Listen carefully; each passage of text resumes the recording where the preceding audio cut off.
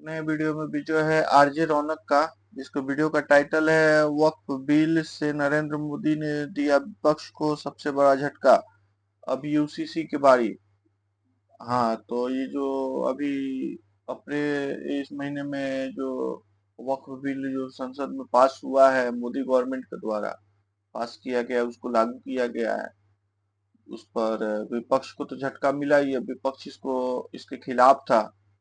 ठीक है, विपक्ष में मतलब वोट भी बहुत सारे पड़े विपक्ष की तरफ से इसके खिलाफ। तो उसके बावजूद अपने सहयोगी पार्टियों के मतलब साथ मिलकर के नरेंद्र मोदी की सरकार ने, बीजेपी की गवर्नमेंट ने इस कानून को लाया है, संसद भवन में पेश किया गया है और उसको पारित भी किया गया है। तो इससे तो विपक्ष को तो झटका लगा ही है। तो चलिए देखते हैं क्या एक्सप्लेन किया है रौनक भाई ने वीडियो में। वीडियो अच्छा लगे तो चैनल को सब्सक्राइब करिएगा, लाइक करिएगा, शेयर करिएगा। चलिए वीडियो देखते हैं। उठ रही है। मुस्लिम पर्सनल लॉ बोर्ड छाती कूट कूट कर कह रहा है कि हमारे साथ जुल्म हो गया है। ओवैसी और अमानतुल्लाह बोल रहे हैं कि हम इस एक्ट के खिलाफ सुप्रीम कोर्ट जाएंगे। खड़गे साहब तो इस फिक्र में साबुन की टिकिया की तरह घुले जा रहे हैं कि बीजेपी वाले वक्त की जमीन को अडानी अंबानी को न देते। और इन सब के बीच राहुल बाबा का ये सोच सोच कर कलेजा भारी हो रहा है कि वक्फ के बाद बीजेपी की नजर अब कैथोलिक चर्च की जमीन पर है। अब राहुल बाबा ने ये बात बोली तो हमने सोचा थोड़ा चेक कर लें वो ऐसा क्यों बोल रहे हैं, कहीं ये चोर की दाढ़ी में तिनका वाला मामला तो नहीं है। लेकिन इसके बाद जब मैंने कुछ आंकड़े देखे तो ऐसा लगा कि भैया यहाँ चोर की दाढ़ी में तिनका नहीं, पूरी की पूरी झाड़ू फंसी हुई है। कुछ मीडिया रिपोर्ट्स की माने तो इस वक्त पूरे देश में कैथोलिक चर्च के पास 7 करोड़ हेक्टेयर यानी 17 करोड़ एकड़ जमीन है। ये जमीन तो वक्फ बोर्ड के पास मौजूदा जमीन से भी ज्यादा है। इस जमीन पर चर्च के पास 14,000 से ज्यादा स्कूल, 1,000 से ज्यादा ट्रेनिंग इंस्टीट्यूट, 1,800 से ज्यादा अस्पताल, 28 साइंस कॉलेज और 5 इंजीनियरिंग कॉलेज है। इतना ही नहीं, कैथोलिक चर्च ऑफ इंडिया के पास देश के लगभग हर राज्य में प्रॉपर्टी। कैथोलिक चर्च की गवर्निंग बॉडी CBCI ईसाइयों के सबसे बड़े धर्मगुरु पोप फ्रांसिस के अंडर आती है। अब इसका क्या मतलब है ये बताने की जरूरत है क्या? नहीं। अब इल्जाम ये है कि चर्च के पास आज जो 17 करोड़ हेक्टेयर से ज्यादा की जमीन बताई जा रही है, इसमें ज्यादातर जमीन आजादी से पहले अंग्रेजी हुकूमत ने चर्च को कौड़ियों के दामों पर दी थी। अब लोग ये बोल रहे हैं कि भैया अगर वक्फ बोर्ड के पास मौजूदा जमीन का हिसाब हो रहा है तो कैथोलिक चर्च के पास जो जमीन है उसका भी हिसाब हो। ये जमीन उनके पास कैसे आई, कहां से आई, उनकी टोटल आमदनी कितनी है, उस आमदनी का हिसाब कौन रखता है। अब राहुल बाबा का मन यही सब सोचकर भारी हो रहा है। तभी उन्होंने स्टेटमेंट दिया है कि वक्फ के बाद कैथोलिक चर्च पर भी बीजेपी वालों की नजर है। मतलब वक्फ संशोधन बिल पास हो गया तो अब एक खेमा डरा हुआ है कि अब हर चीज का हिसाब होगा। वैसे इन्हें बड़ी उम्मीद थी कि बीजेपी वालों के पास तो 240 ही सीटें थी, तो बीजेपी हिम्मत नहीं करेगी वक्फ संशोधन एक्ट लाए, लेकिन बीजेपी वो भी ले आई। इससे अब ये लोग सोचकर डर गए हैं भैया कि बीजेपी यहीं पर रुकने वाली नहीं है। वो वक्फ बिल के पास होने के बाद किस किस बात को लेकर ये सो कॉल्ड सेक्युलर खेमा डरा हुआ है और ऐसी कौन कौन सी चीजें जिसे लेकर विपक्ष को बैड ड्रीम्स आ रहे हैं, उस पर भी हम बात जरूर करेंगे। लेकिन उस बैड ड्रीम से पहले कुछ स्वीट ड्रीम्स की बात करें। बिल्कुल, अगर किसी चीज में गड़बड़ी है तो उसको ठीक करना चाहिए। गवर्नमेंट का जिम्मेदारी है। किसी नियम में अगर गड़बड़ी है, कोई उस नियम के द्वारा मतलब गलत फायदा उठा रहा है उस नियम के वजह से, तो उसको ठीक करना चाहिए। जैसे अभी तक वक्फ बोर्ड में हो रहा था, अभी जो पिछली सरकार ने जिस तरह का उसमें संशोधन किया था, जिस तरह का उसमें नियम किया था, वो नियम तो कुछ मतलब समझ में नहीं आ रहा था। मतलब बहुत बेकार नियम था एक तरफ से देखा जाए तो। मतलब पॉलिसी मतलब उस नियम का एकदम समझ में नहीं आ रहा था।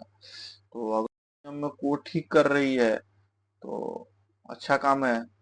वही काम वक्फ बोर्ड के अंदर में हुआ है, वक्फ बोर्ड के नियम में हुआ है, जो बीजेपी गवर्नमेंट के द्वारा ठीक किया गया है।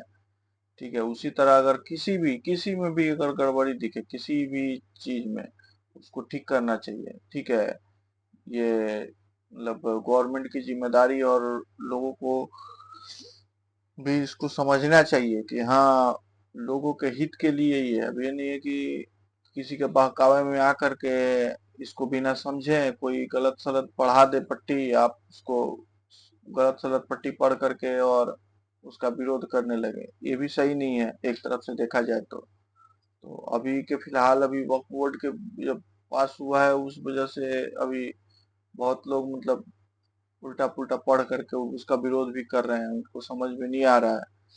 ठीक है, बीजेपी और रहा बीजेपी के अकेले दम पर तो ये मतलब पास नहीं कर पाती, क्योंकि जब तक नीतीश कुमार, चंद्रबाबू नायडू और क्या बोलते हैं उसको, चिराग पासवान की पार्टी ने सपोर्ट दिया है। इस वजह से ही इस ऐतिहासिक फैसला को लिया गया है बीजेपी गवर्नमेंट के द्वारा, संसद भवन में पास किया गया है। क्योंकि बीजेपी का पूर्ण बहुमत की सरकार नहीं है अभी संसद में, ये 3-4 पार्टियों के मिला करके मतलब ये सरकार बनाए हैं, ठीक है। क्योंकि 2019 में 2019 तक 2023 तक इनकी पूर्ण बहुमत की सरकार थी, ठीक है। लेकिन 2024 में मतलब इनकी पूर्ण बहुमत की सरकार नहीं हो पाई, कुछ चूक गए, ठीक है। तो अभी इनके सहयोग से ही हुआ है, इन चारों पांच ही पार्टियों के सहयोग से ही ये बीजेपी की सरकार मतलब नरेंद्र मोदी की सरकार ये ऐतिहासिक फैसला को ले पाई है। तो अकेले अपने दम पर तो नहीं ले पाती, क्योंकि उतनी सीट उनके पास थी नहीं, ठीक है। चलिए और आगे वीडियो देखते हैं। 370 को हटाना बड़ा फैसला था, या अभी 2025 में वक्फ एक्ट में जो अमेंडमेंट करना हो वो बड़ा फैसला था? हो सकता है आप में से बहुत सारे लोग ये सोचेंगे रौनक भाई ये क्या सवाल है, ऑब्वियसली 370 को हटाना बड़ा फैसला था। वक्फ अमेंडमेंट भी बड़ी बात है मगर उतनी बड़ी नहीं है। लेकिन अगर आप मुझसे पूछे तो मैं कहूंगा नहीं, वक्फ एक्ट में अमेंडमेंट करना धारा 370 हटाने से भी बड़ा फैसला है। और उसकी सीधी वजह है कि 2019 में बीजेपी ने जब 370 हटाया तब वो लगातार दूसरी बार पूर्ण बहुमत से जीत कर आई थी। वो सरकार चलाने के लिए किसी सहयोगी पर डिपेंडेंट नहीं थी। लेकिन जून 2024 में जब बीजेपी की 240 सीटें आई तो किसी को उम्मीद नहीं थी कि बीजेपी अब कोई बड़ा फैसला खुद ले पाएगी। इनफैक्ट कांग्रेस जैसी पार्टियां तो ये उम्मीद लगाकर बैठी थी कि 2-4 महीने में बीजेपी की सरकार गिर जाएगी। बीजेपी सरकार गिरे न गिरे, लेकिन सभी ऑपोजिशन पार्टियों को इतना कॉन्फिडेंस तो था कि मोदी सरकार भूलकर भी वक्फ बिल में अमेंडमेंट लाने की हिम्मत नहीं करेगी। उन्हें लग रहा था कि बीजेपी की 30-40 सीटें कम आई हैं तो अब तो मोदी सरकार चुपचाप 5 साल निकालने की कोशिश करेगी। लेकिन जैसा कि भाई मोदी तो मोदी है, वो न सिर्फ वक्फ अमेंडमेंट बिल लेकर आए बल्कि उसे डंके की चोट पर पास भी करा दिया। कांग्रेस को लग रहा था कि जेडीयू और टीडीपी जैसी बीजेपी की सहयोगी पार्टियां शायद उनकी मदद नहीं करेंगी, लेकिन बीजेपी ने ऐसे पत्ते बिछाए कि नवीन पटनायक की बीजू जनता दल और जगनमोहन रेड्डी तक की पार्टियों ने अपने सांसदों को बोल दिया कि जा सिमरन जी ले अपनी जिंदगी। मतलब इन दोनों पार्टियों ने अपने सांसदों को बोला कि जो ठीक लगे वो करो। दूसरी तरफ जो राहुल बाबा आज वक्फ संशोधन बिल पास होने पर संसद के बाहर इतनी हाय तौबा मचा रहे, उन्होंने और उनकी बहन ने संसद में इस पर भाषण तक नहीं दिया। प्रियंका जी खुद वायनाड से आती है जो एक मुस्लिम बहुल सीट है। अगर ये संशोधन बिल मुसलमानों के खिलाफ है तो सबसे पहले उन्हें खड़े होकर भाषण देना चाहिए था, लेकिन वो नहीं बोली। आप बताइए अब ऐसा कैसे हो सकता है कि आप एक चीज को मुसलमानों के लिए बुरा तो मान रहे हैं, लेकिन जहां पर जेन्युइनली बोलने की बारी आई वहां पर आप बोल ही नहीं रहे हो, गायब हो जा रहे हो। इसका मतलब है कि आप डरे हुए हो और बीजेपी अब आपका ये डर सेंस कर चुकी है। आपको भी पता है जून 2024 का रिजल्ट आए वैसे तो 10 महीने हो चुके, लेकिन इस बीच गंगा में बहुत पानी भी बह चुका है। इसके बाद बीजेपी महाराष्ट्र, हरियाणा और दिल्ली का भी चुनाव जीत चुकी है। आज बीजेपी को यह पता है कि इस जीत के बाद अब जेडीयू और टीडीपी की भी हिम्मत नहीं है कि वो किसी मुद्दे पर बीजेपी को आंख दिखाए। इसलिए अब बीजेपी सिर्फ वक्फ संशोधन बिल पर ही नहीं रुकने वाली, अब वो यूनिफॉर्म सिविल कोड भी लेकर आई।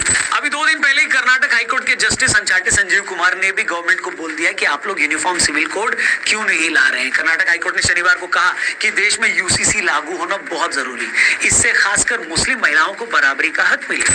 आपको बता दें कि हाईकोर्ट के पास एक मुस्लिम महिला शहनाज बेगम का केस आया था। शहनाज बेगम की मौत के बाद उनके भाइयों और शहनाज के पति के बीच शहनाज की प्रॉपर्टी को लेकर डिस्प्यूट था। कोर्ट ने कहा कि हिंदू कानून में बेटियों को पिता की प्रॉपर्टी में बराबरी का हक मिलता है, जबकि मुस्लिम कानून में भाई को मुख्य हिस्सेदार माना जाता है और बहन को कम हिस्सा मिलता है। कोर्ट ने कहा कि ये असमानता संविधान के अनुच्छेद 14 के राइट टू इक्वालिटी के खिलाफ है। आपको बता दें इस केस में तो कोर्ट ने एक इनइक्वालिटी की तरफ इशारा किया।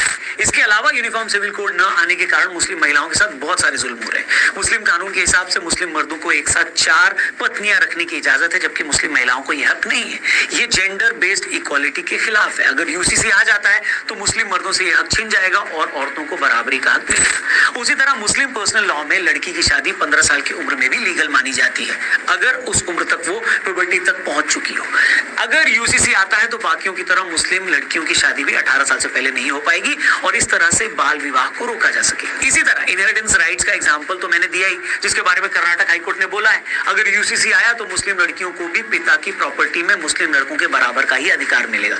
इसी तरह तलाक के बाद मुस्लिम महिलाएं सिर्फ मेहर तक ही लिमिटेड रह जाती है। शाबानो केस में सुप्रीम कोर्ट ने गुजारा भत्ता देने को कहा था, लेकिन बाद में मुस्लिम पर्सनल लॉ में बदलाव करके उसे लिमिटेड कर दिया गया। अगर यूसीसी आया तो तलाकशुदा मुस्लिम महिलाओं को को बाकी महिलाओं की तरह गुजारा भत्ता भी मिल पाएगा। मैंने अभी जो 4-5 एग्जांपल्स दिए उसी से आपको क्लियर हो गया होगा कि यूसीसी मुसलमानों के खिलाफ नहीं बल्कि मुस्लिम महिलाओं को जो राइट्स नहीं मिल रहे हैं उसके लिए लाया जा रहा है। लेकिन प्रॉब्लम यह है कि वोट बैंक की पॉलिटिक्स के लिए कुछ पार्टियों ने इसे मुसलमानों के खिलाफ बताकर प्रोजेक्ट किया है। अब तक शाबानो के केस में तो हम देख ही चुके हैं कि किस तरह मुस्लिम सोसाइटी के अंदर ही शायद कुछ लोग ही नहीं चाहते कि औरतों को बराबरी का हक आज मिले, इस कानून तब ये को लोग आज इस कानून को पास होने के बाद विपक्ष वाले बाहर आकर के बड़े बड़े बयान दे रहे हैं कि ये मुसलमानों के हित के लिए नहीं है, मुसलमानों को मतलब मारने की कोशिश किया गया इस कानून के द्वारा, इस वक्फ कानून के द्वारा। जब संसद भवन में ये पेश हो रहा था, जब बातें चल रही थी, रात भर बातें चली, मतलब पूरा दिन पूरा रात बात हुआ, उस पर विपक्ष के किसी भी बड़े नेता ने इस पर विपक्ष के बड़े नेता ने इस पर बहस नहीं किया कि हाँ उस समय इन लोगों ने किसी ने नहीं बोला विपक्ष के नेता ने कि हाँ ये गड़बड़ी है, यहाँ पे ये ठीक करिए, यहाँ पे ये काहे गड़बड़ी है, यहाँ पे ये ऐसा आप काहे कर रहे हैं उस नियम में। तो उस नियम पे, इस कानून पे उस समय कुछ विपक्ष को नहीं बोला गया, विपक्ष की तरफ से नहीं बोला गया, ना राहुल गांधी, ना अखिलेश यादव, ठीक है, ना प्रियंका वाड्रा, ये इन बड़े बड़े नेताओं के द्वारा कुछ नहीं बोला गया। जब बाहर आकर के लोगों को भड़काने के लिए ये लोग ऐसा काम कर रहे हैं, ठीक है, मतलब मुसलमानों को भड़काने के लिए, देश में अशांति फैलाने के लिए लोग मतलब उस तरह का बातें कर रहे हैं। राहुल गांधी बिहार में रैली कर करके उस मतलब भाषण दे रहे हैं, मतलब ये चीज गड़बड़ है, बीजेपी मुसलमानों को मारना चाहती है, मुसलमानों को ये करना चाहती है, देश को बांटना चाहती है, इस तरह का बयान मतलब राहुल गांधी दे रहे। सांसद में कुछ नहीं बोले, सांसद में वॉकआउट कर दिए थे, ठीक है, लेकिन बाहर आकर के मतलब ये बयानबाजी इस तरह का दिया जा रहा है। जब गलत था, आपको गलत दिख रहा है, टाइम संसद में बोलना चाहिए था कि हाँ जी ये चीज गलत है, इस चीज को ठीक करिए अगर आपको गलत दिख रहा है तो। यहाँ तक कि सरकार ने ये भी बोला था कि आइए आप तर्क करिए, अगर तर्क आपको कुछ करना है, आपको कुछ कमियां दिख रहे हैं तो आइए हमारे साथ बैठ के बात करिए, हम तर्क के लिए तैयार हैं। लेकिन विपक्ष के तरफ से कोई भी जाकर के उसको ठीक करवाने का चेष्टा नहीं किया। हाँ ये लोग बाहर आकर के नौटंकी बतिया रहे हैं, ठीक है, कि हाँ वक्फ कानून में, इस कानून में ये मतलब सही नहीं है, ये सही नहीं है, मुसलमानों के हित के लिए नहीं है, देश को बांटने का कोशिश किया जा रहा है, तो उस तरह का बयानबाजी किया जा रहा है, ठीक है, अभी बाहर में आकर के, ठीक है। उसके बाद अगर सरकार इस चीज को, कानून को लाई है तो कुछ सोच समझ के लाई है, ठीक है, मतलब कुछ पहले गड़बड़ी था इसलिए इसको ठीक करके इस पर लेकर के आई है। राष्ट्रपति के द्वारा मंजूरी भी दिया गया है, बहुत मुसलमानों का भी इस वक्फ बिल को समर्थन मिला है, जिनकी जमीन को बड़े बड़े लोगों ने हड़प लिया था, उस तरह के मुसलमानों का सपोर्ट मिल रहा है।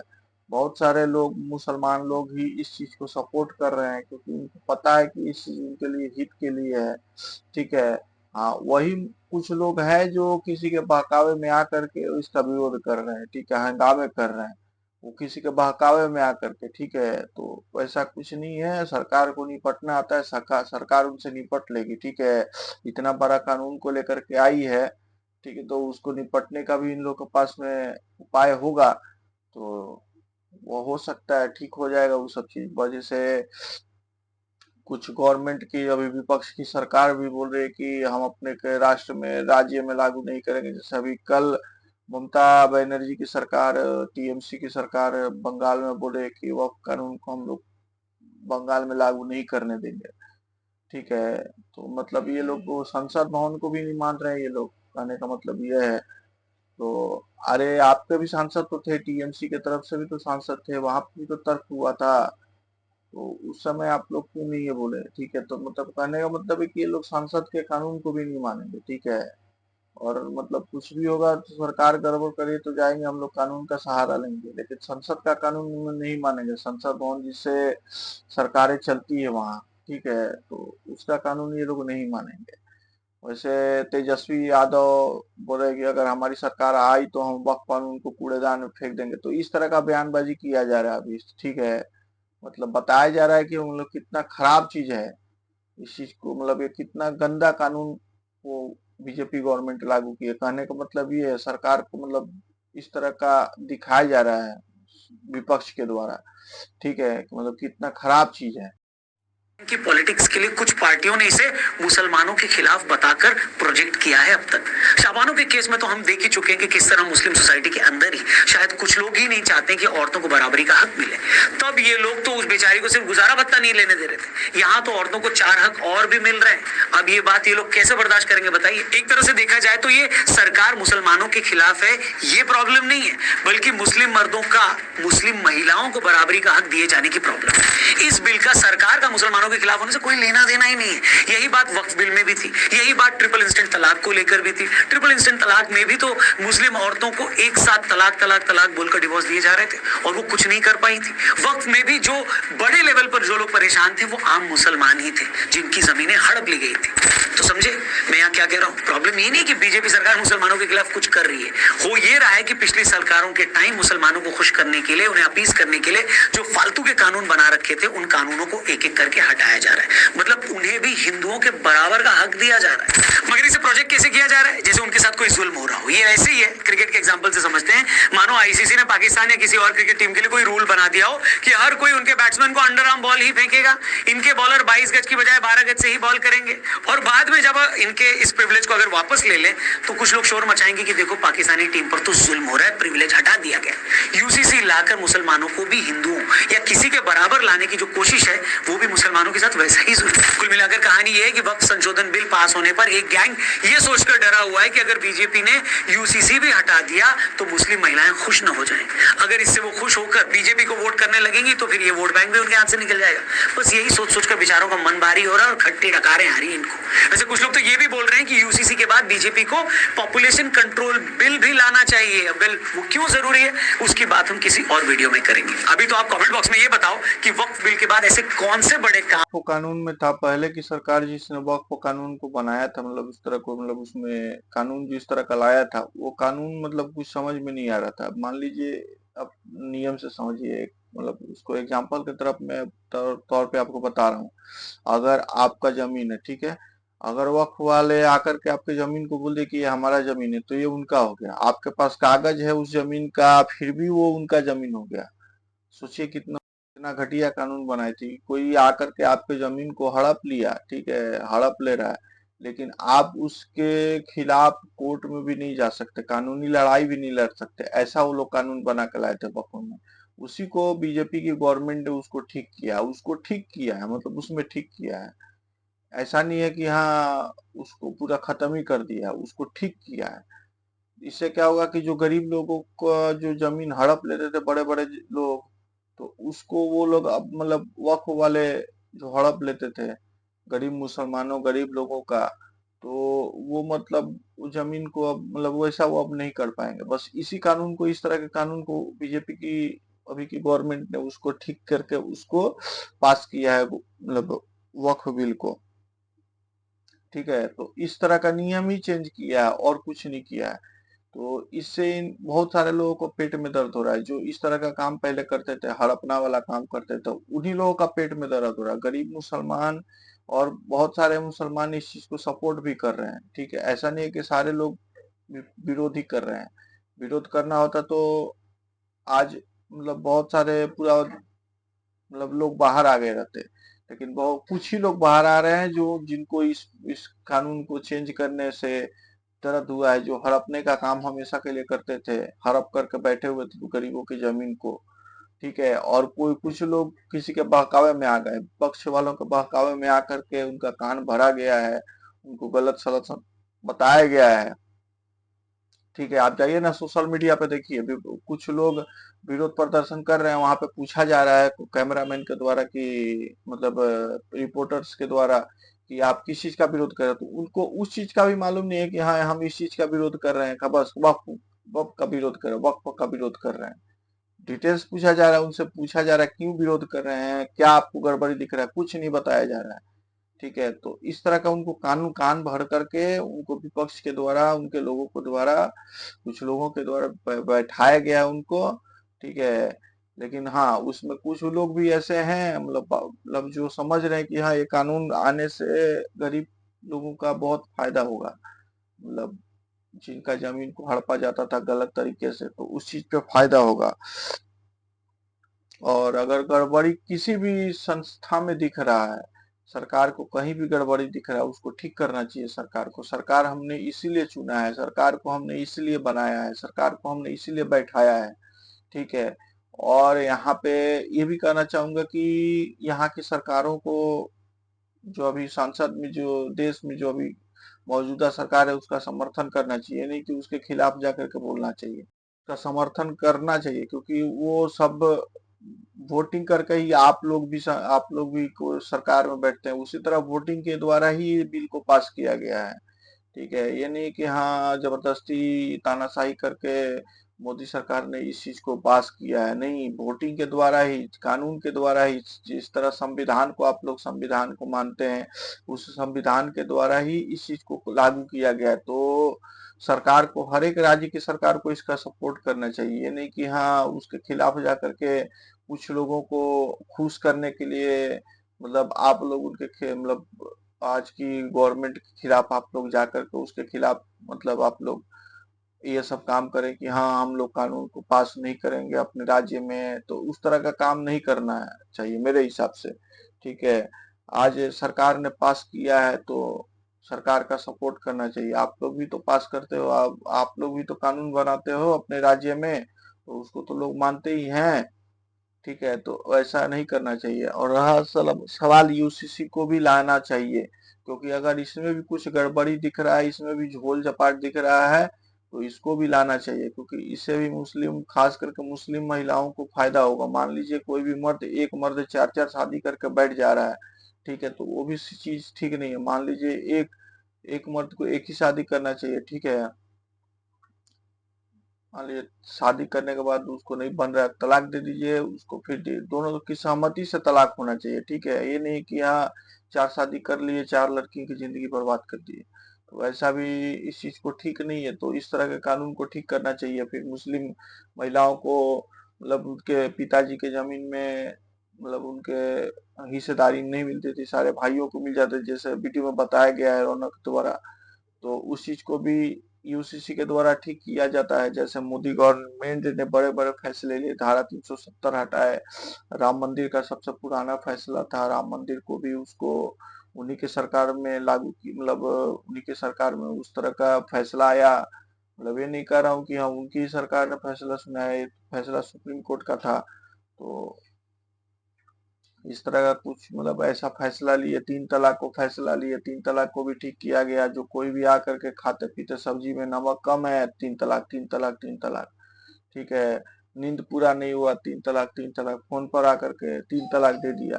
तो उस तरह का भी कानून को, मतलब इस तरह का भी चीजों को मोदी सरकार ने, गवर्नमेंट मोदी सरकार ने खत्म किया है। तो वैसे अब हम लोग उम्मीद लगा सकते हैं कि आगे भी कुछ बड़े बड़े जो काम है वो सब मोदी सरकार करेगी, जरूर करेगी, भरोसा है मोदी सरकार के ऊपर में। तो वीडियो को, ठीक है, तो वीडियो को इतना ही रखते हैं। वीडियो अच्छा लगा हो तो चैनल को सब्सक्राइब कर दीजिएगा, लाइक कर दीजिएगा, शेयर करिएगा। चलिए मिलते हैं तब तक के लिए किसी नए वीडियो के साथ में, तब तक के लिए जय हिंद, धन्यवाद।